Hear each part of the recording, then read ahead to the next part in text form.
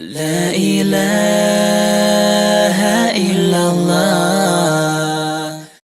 There was a highway robber, a thief, very famous at his time. He was in love with one girl, and he had the habit of sneaking into her house some way and watching her, observing her for some time.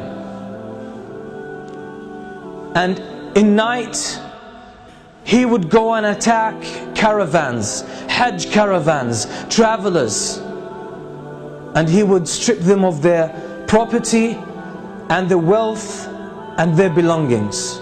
He was notorious to the extent that a lot of the caravans were most of the time would change route to avoid that area.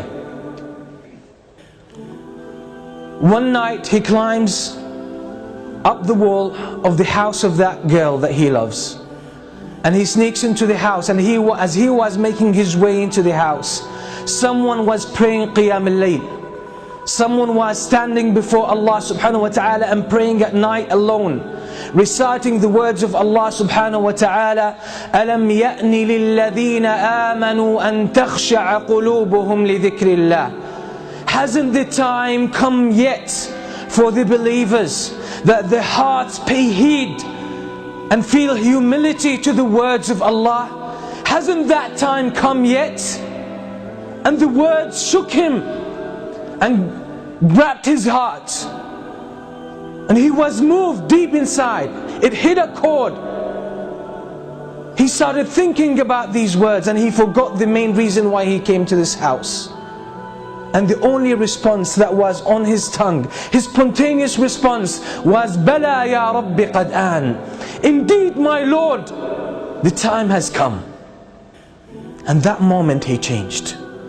So he went out of his house, roaming aimlessly, contemplating his life, contemplating his past, his behavior, his reputation, and his future, and his relationship with Allah. He ended up with a group of people who gathered together, and they lit a fire, and there were travelers, strangers. He asked their permission to join them. He sat with them, and they were disputing whether to spend the night there or to carry on their journey. And one of them said, we should stay here because there's that famous thief, that famous robber. That's his area, and if we carry on traveling, we might, or he might jump on us, and we'll be in trouble. So let's spend the night here, then we will set off in the morning. And the name they mentioned, the name of that thief, was this very person. It made him think to himself, what did I do that people fear me that much? What kind of curse I have become to humans, to humanity, that people don't even feel safe about their lives and about their property because of me. All of this made him question his life, question his way of life. And then he made the decision that I will change, because it's my responsibility. It's not someone else's responsibility to change me and set me on the right course. It's my own initiative, and if I don't take it, it might never happen, and I will face the consequences on the day of judgment. And that's exactly what he did, and he became one of the famous scholars, one of the famous worshippers in the history of Islam, and that's Al-Fudayl ibn Iyad.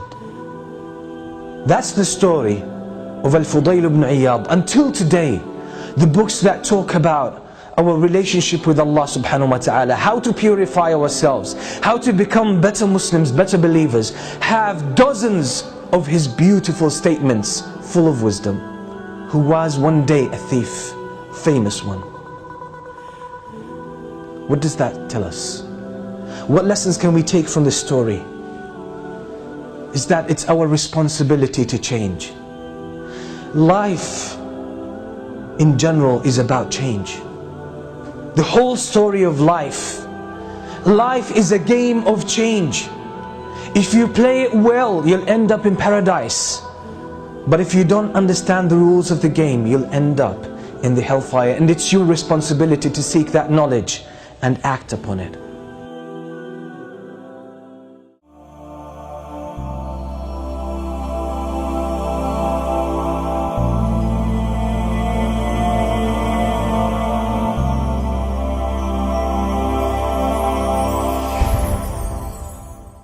لا إله